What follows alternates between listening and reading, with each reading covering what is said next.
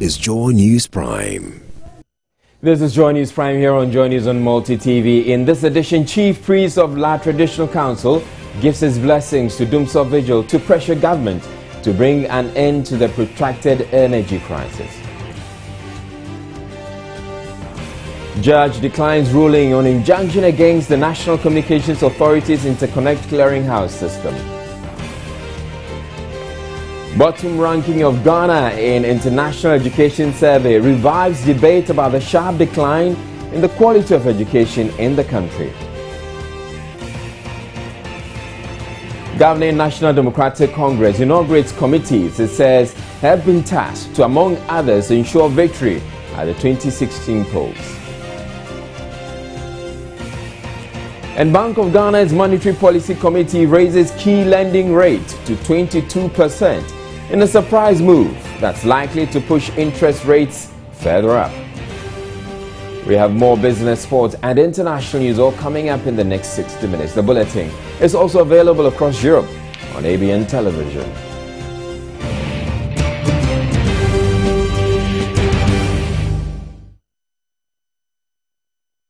Our very first story, Ghana has been ranked last among 76 countries in the biggest global school ranking conducted by the OECD economic think tank.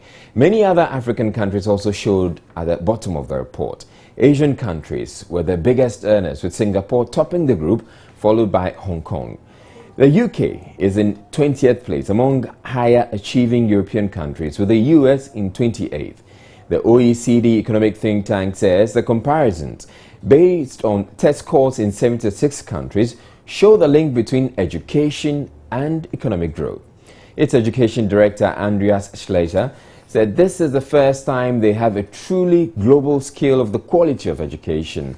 He revealed to the media that the idea is to give more countries, rich and poor, access to comparing themselves against the world's education leaders to discover their relative strengths and weaknesses and to see what the long-term economic gains from improved quality in schooling could be for them.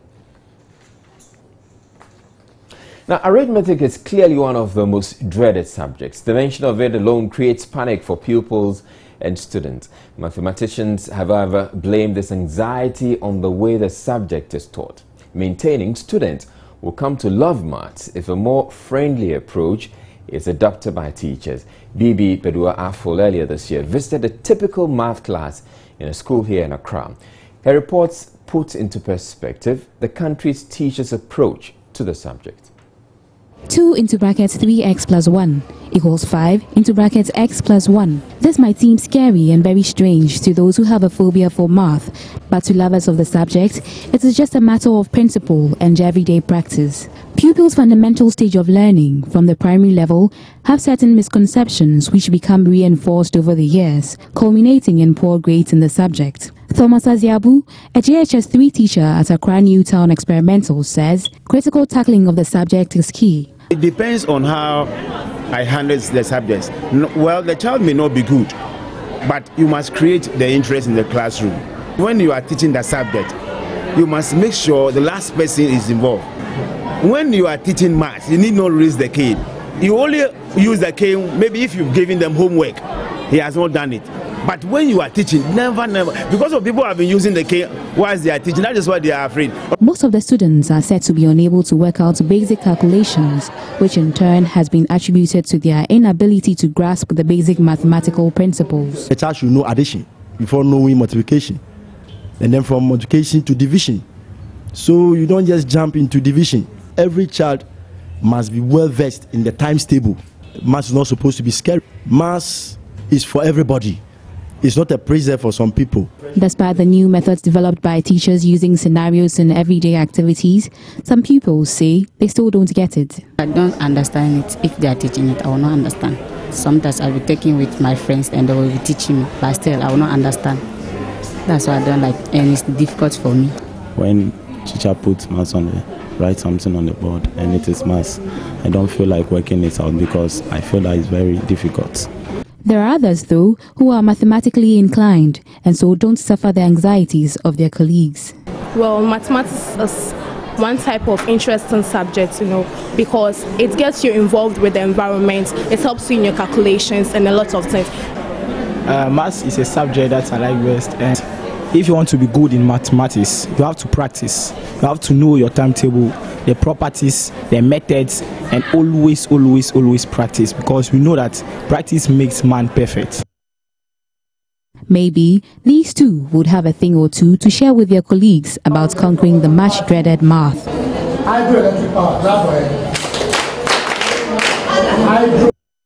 Well, President of the Ghana Mathematics Society, Professor Sichofe Anku, says Ghana's problem in maths and science is that teaching hinges too much on theories. Speaking on today's big story, Professor Anku said maths and science must be practicalized and teachers have a better understanding of the subject to be able to teach it well.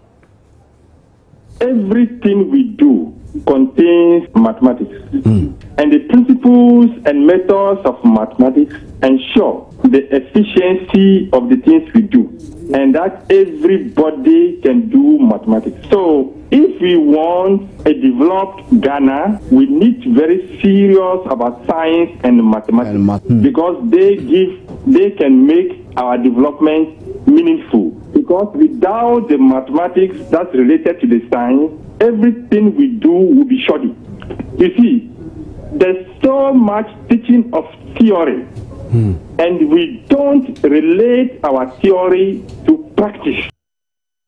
Educationist IKJC, who also spoke on today's big story, said the teaching profession must be made enticing to brighter people to choose a teaching career rather than go into it as an alternative.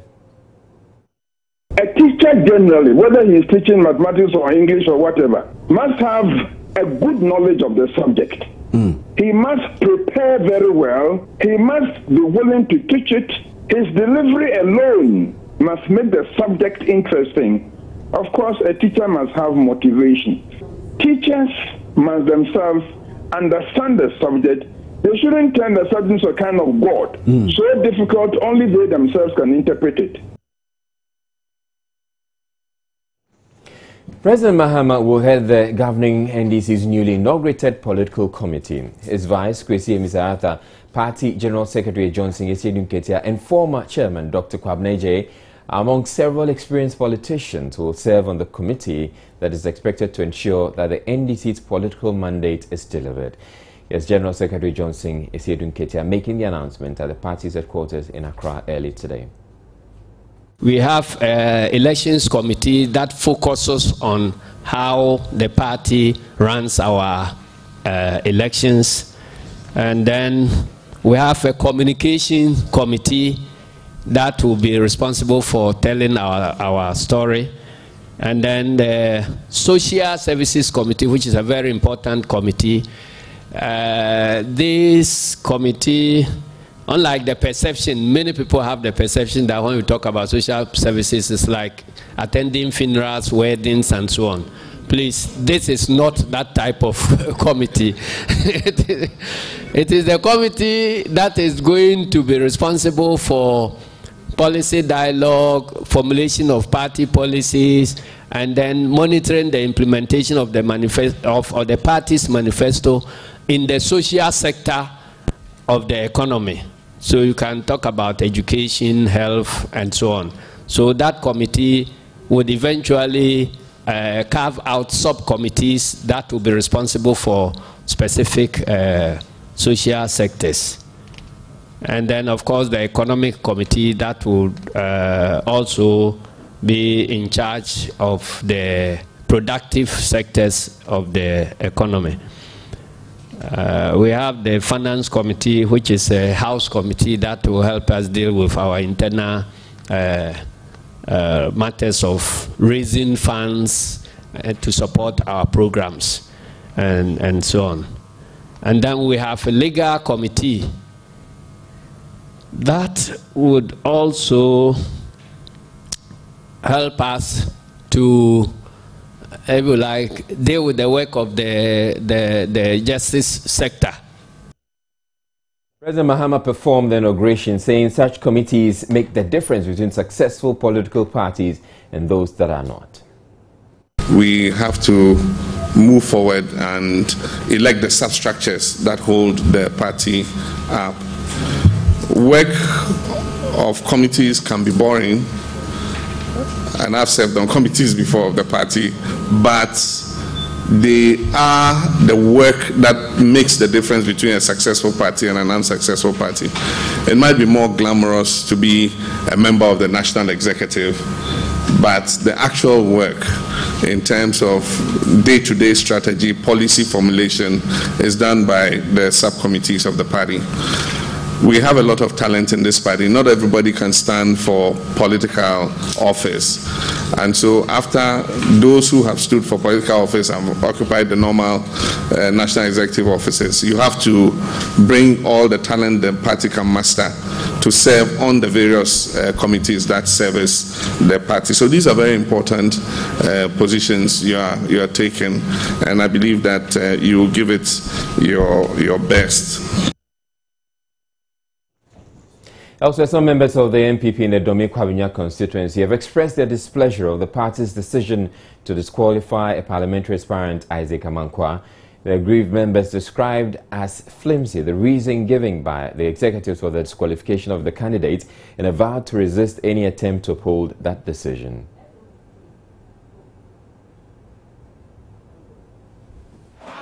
I believe that the party opened nominations for parliamentary primaries to continue. But somewhere along the line, we realized that our candidate, which is Isaac Amofa, was disqualified on some flimsy reason. And it is because of that our party members who had called on him to come and represent them for the party in parliament have gathered at the office today and are demonstrating about their displeasure with the decision that the regional executives have taken. I believe this is the first of many a series of things that we are going to employ.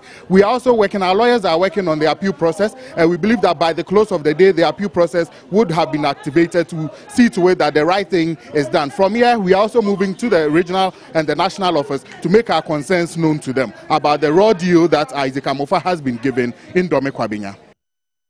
The Human Rights Division of an Accra High Court today declined ruling on an injunction suit filed by Obuasi West Member of Parliament Kweku Kwarteng and two others against the National Communications Authority's decision to set up an interconnect clearinghouse, ICH.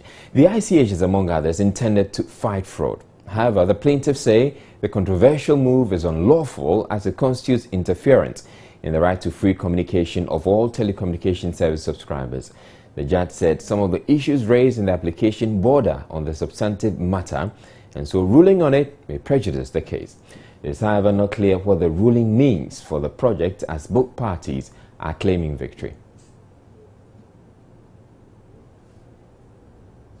Our responsible position that we are taking on the decision that the judge has made is that there was an application for injunction brought. The judge has made a determination of same. So we believe strongly that NCA will still proceed with it and go ahead with this decision to constitute the ICA. And it's about what the court said, and that is the record of the court. The record of the court is that in terms of the injunction, this is my decision on the injunction application that has been made. And that's our interpretation of the injunction application that has been made, that the court said that they will let it abide. And for us, there's no longer injunction pending, so the NCA will proceed with same. These are interlocutory decisions that are made, after which the substantive matter will be determined. So it's like a land matter. Somebody can bring an interim injunction. After the determination of the injunction, the case itself is still pending. Determination will be made. The New Patriotic Party Member of Parliament for Boaso Kweku Kwarteng, however, insists the NCA will be in contempt of the court if it goes ahead. Our application was to restrain, was a general request to the court to restrain them from doing anything in furtherance of what we are complaining about. Now the court says it will not decline and that we should determine the substantive case.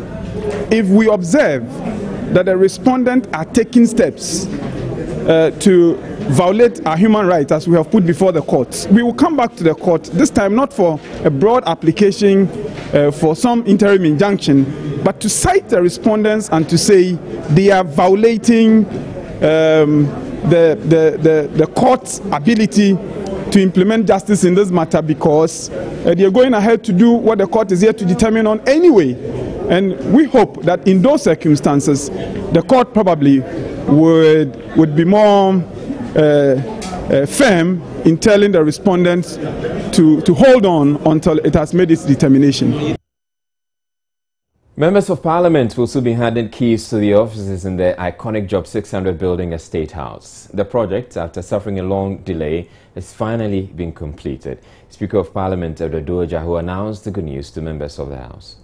Members, I am aware that most of you are anxious to enter into your new office accommodation, the Job 600 edifice, particularly after such a long and enduring wait. Indeed, just yesterday, I, together with the Honourable Majority Leader and the Second Deputy Minority Whip, who represented the Honourable Minority Leader, and the management of the Parliamentary Service, paid a visit to Job 600 building to obtain a first-hand update on the project.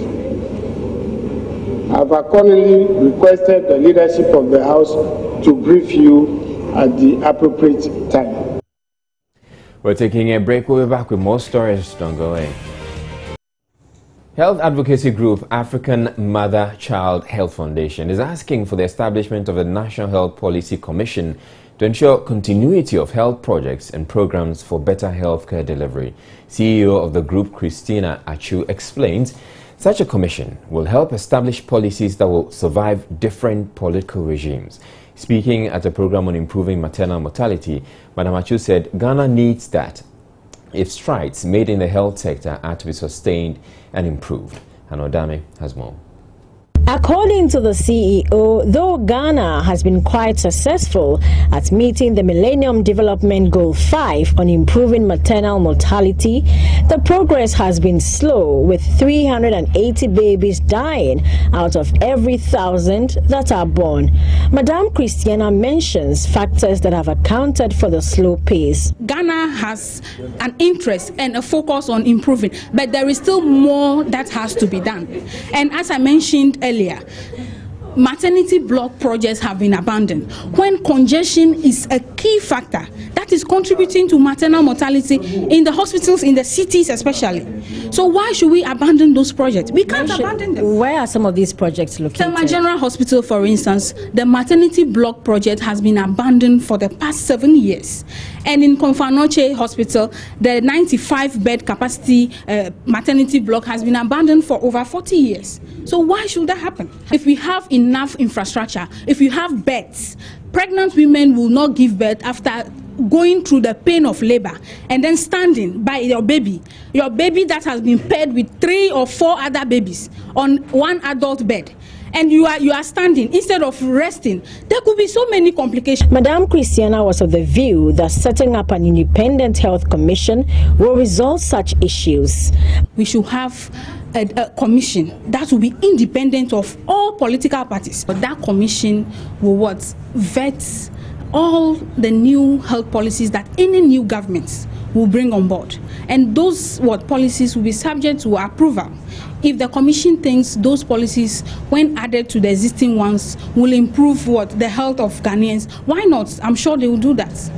And the third one is that will also ensure that no new government abandons a project that was started by a previous government. My name is Hannah Odame for Joy News. Well, Regional Minister Helen Adjuantoso has ordered the removal of all Fulanis from the region in an operation codenamed Operation Cowleg. The exercise, according to the minister, has become necessary due to the influx of the nomads in the region from across the West African sub-region. The Fulanis have been blamed for the destruction to farms and other property in the region by their rampaging cattle. The exercise is being carried out in about 11 districts, hosting over 100 Fulani settlements. The Akache North district alone has Fulanis living in over 13 communities in the district, but live in isolation. While some prefer to live in the bush, others live closer to the communities. Mostly herdsmen, a Fulani man would come to a community seeking for a piece of land to settle, farm and rear their animals. They normally pay their landlords, whom are mostly chiefs, with cattle depending on the agreement. After some time, he invites his relatives to join in, creating a whole community without informing his landlord. Police reports in the Akache North district shows Fulanis torment residents, in some cases snatching of motorbikes at gunpoint. The DC, James Guno, together with a joint military police team, visited Fulani communities in the district to inform the Fulanis about the regional minister's directive. The team also visited chiefs and opinion leaders who have given out lands to the Fulanis for their cooperation. Addressing the Fulanis, James Guno mentioned that due to the activities of nomadic Fulani herdsmen, the maize harvest has reduced drastically in the district. He emphasized that the district produced only 600 tons of maize in 2014, of which 500 tons was consumed, leaving the farmers with very little to sell. He added the activities of the Fulani herdsmen also denied the Ave traditional area of its annual Blizzard Maize Festival. We have received a lot of complaints from people that cattle have gone to destroy their farm. You can see that apart from the livelihood of people which have been destroyed, we also have our culture. Because at these festivals, that is where we display our culture. The maize, you can't have it again. So that is why we are appealing to you, our traditional authorities, cooperate with the security agencies so that we can restore hope to our farmers. They always destroy our farms. It is the chief that has given them land to settle in our community. They have to sack all of them for us.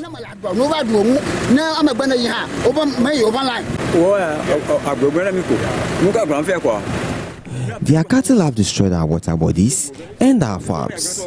They don't own up anytime we confront them. We have very small harvest due to their activities. We are pleading with the government to ask them to leave our community.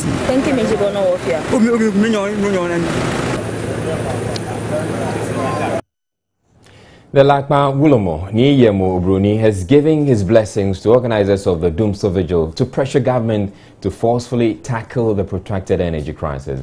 The Lak Traditional Council fought off attempts by the Gan Traditional Council to scuttle the vigil by some key figures in the entertainment industry over concerns it would violate a ban on drumming and noise making. In a meeting with organizers of the Doomsday Vigil at his residence, the Wulomo assured of his commitment and support to the organizers, stressing he will even take part in the vigil. Speaking to Joy News after the brief meeting, the organizers say they will not be deterred by attempts to stop the vigil. The conversation there was very simple. It was reconfirmation of what's going on, and so he made this declaration. And I'm a witness. He's a witness. Yvonne is a witness. Saying Lakma Wulomo, the custodian of the land, care Waya Vigile on May 16th. It's official. May 16th, 4 p.m. Doomsday must stop vigil. We are going. It's on 4 p.m. Sharp. The bridge by Legon Old Gate. We are marching to Tetekwashi. Yes, in a procession. Yes. The film be too much. We are going. If you don't understand, come here, come over to Charlotte and ask him a question. Stop making phone calls.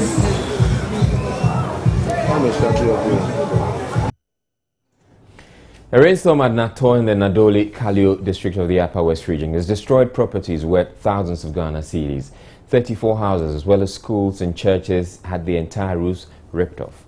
204 people, including a 90-year-old visually impaired woman, are now without shelter and are currently perching with their relatives. NADMO officials in the region, meanwhile, say they have run out of relief items to help the affected people.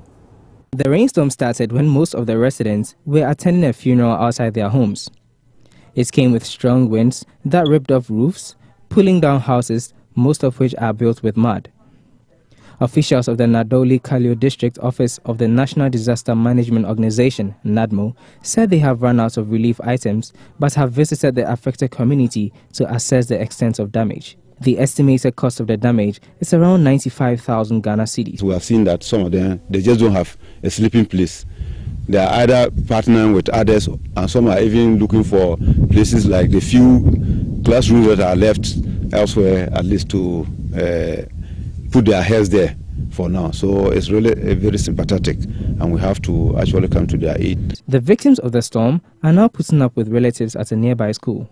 Children now study under a tree following the ripping off of the entire roof of the 3-classroom kindergarten. They are now appealing to the government through the Nadoli Kalio District Assembly to come to their aid. And we are not pleading or praying for, what do we say, the government or the assembly to come in with their kindness support to help the community build up the school. A 90-year-old visually impaired woman also had the roof of her room ripped off and is now living in her roofless room. Former President Jerry John Rawlings says there's too much talk in the media that contributes nothing to national development.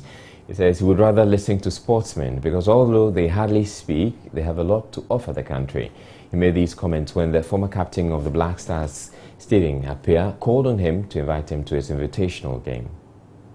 For far too long, the culture of words has had the dominant say, the overriding, whatever it is, influence in our lives. You know?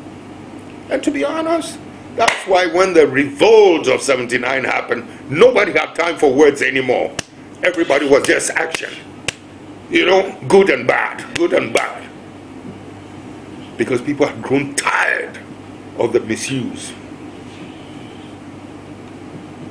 You know, words in the mouths of the wrong people.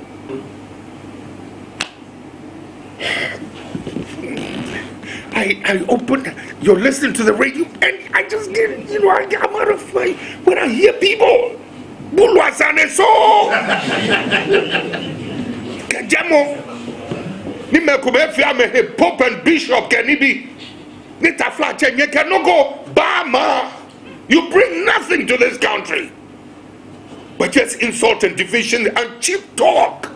And laughing, wasting time, and you're calling the culture of logic in the country. I'd rather listen to these people 10 times a day.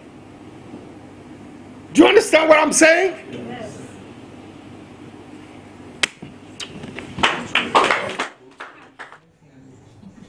Up next, we bring you business news. Business with Atani Delali. Good evening to you, Atani. Good evening, Israel. It turns out today the Bank of Ghana, or the MPC, surprised everybody else with the key lending rate. Yeah, the policy rate is now 22% from 21%. Oops. And it has implications. It's not a good time to borrow, Israel, and servicing loans will be difficult. All right, you take it away. All right, my name is Atani Delali. The Monetary Policy Committee of the Central Bank has increased the policy rate to 22% from 21%. The MPC says the decision aims to reduce the demand for credit and further dampen inflationary pressures to bring some macroeconomic stability. This, however, has implications for cost of borrowing, especially at a time a campaign is underway to get banks to lower their interest rates. The MPC revealed economic activity has slowed, with the index growing by 5.7% year-on-year in March compared to 11.1% for the same period last year. The committee also indicates inflation expectations are elevated, with forecasts suggesting a further increment. The depreciation of the currency, among other challenges, are weighing down on economic activity. The MPC therefore explains it increased the policy rate to ensure stability, contrary to the expectations of many analysts. If we want to tighten policy, we increase the rates. It means that the banks will also increase their lending rates, and therefore is expected to reduce credit. When you reduce credit, what you are doing is that you are reducing demand, because some of the pressures that we see comes from demand, increases in demand. Because when you give credit, then people they demand more forex. They can go and they can demand forex based on the credit you give them, or if it comes from government, maybe central bank financing of government, then it also goes to the market to increase the pressure or the demand for foreign exchange and so on. So if you want to have an effect on that demand, you would want to then tighten policy more and increase the policy rate. The MPC admits the new rates will affect lending rates, but explains it has no control over it. We don't have any regulation now as that this is how much the banks can charge for their lending rates and so on. Those are based on the bank's own determination of the risk, profitability, and so on. Yes, I agree that there have been a lot of complaint. There's a lot of complaint about how much the banks charge, especially in the light of the profits they are making and so on. Some of these things we do through moral suasion. We discuss with the banks and so on. But then the major factor in this regulatory environment where we have deregulated interest rates is that if we have sustained macroeconomic stability, that can have significant effect on interest rates. The central bank is, however, optimistic about growth in the medium term following first oil from the 10 project and the expected improvement in the macroeconomic environment with the IMF program. It is also banking its hopes on measures being put in place to resuscitate the economy. Abigail Adamakonchi for Joy News. And the central bank has given its full backing to moves by the Agricultural Development Bank to go public. Governor of the Bank of Ghana, Dr. Kofi Wampa, addressing journalists at the MPC meeting, indicated the move will remove the conflict of interest the central bank has in dealing with ADB. The problem is that we are the supervisors, and normally we should not also be supervising institutions that we have shares in. That is why I think it's very important that we look at these share sales and allow it to move on, because it helps us remove that conflict of interest that the central bank has in dealing with those banks. Another one is the NIB, where we hold a lot of shares in and so on. And the belief is that you will not be dealing with them on a level playing field, although we try to avert that by creating that institution that then holds the shares.